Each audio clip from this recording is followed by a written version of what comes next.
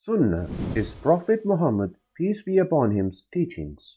They are not only important in Islamic law but also in people's everyday life activities. There are thousands of Sunnah. Out of those, we will discuss one that is called Tahniq.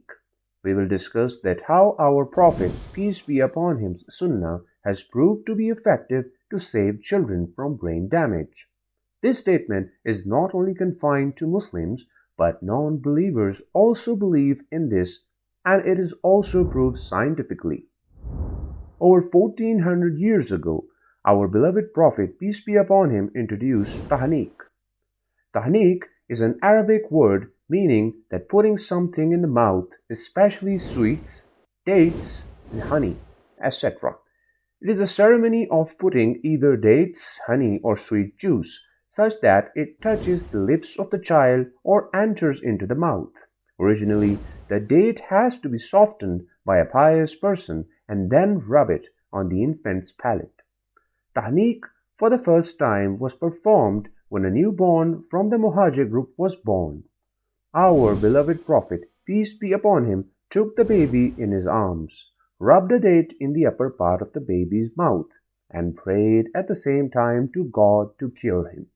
Thereafter, all the Muslims start performing Tahniq, as this was a ritual of the Prophet's Sunnah. Surprisingly, Tahniq is scientifically proven to be a cure for the babies against brain damage. 1 out of 242 babies are prematurely born with hypoglycemia, which means blood with a low level of sugar. This illness has several effects, one of which is brain damage. They need to cure as soon as possible because it may have long-term consequences. According to experts, a dose of sugar being rubbed against the cheeks of the babies, especially premature babies, protects them from hypoglycemia and brain damage in an effective but inexpensive way. Premature birth was causing hypoglycemia. To treat these diseases and also to save them from various other diseases, experts were compelled to use intravenous glucose. This process requires intensive healthcare and it was cost effective, so they started to anticipate and tried to bring new treatment by observing historical events. They investigated Tahniq and also experimented with the infants. They made a sugar gel substance and inserted it in the mouth of a baby. This showed multiple positive results. It controlled and reversed hypoglycemia, it improved the blood circulation, and it prevented the brain damage.